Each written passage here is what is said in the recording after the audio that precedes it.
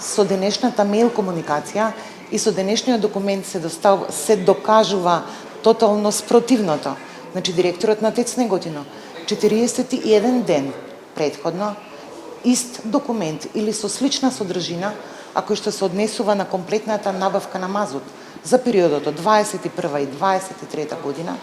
веќе имал во рака документ по кој што постапувал, и тоа не само како директор на подружница ТЕЦ Неготино, по таквиот документ постапувале и останатите подружници во составот на АДСМ. Одбраната исто така имала можност, како што видовте, дека документот од 8 август 24 година, истиот да го обезбеди во фаза кога се имаат изведувано другите докази на одбраната.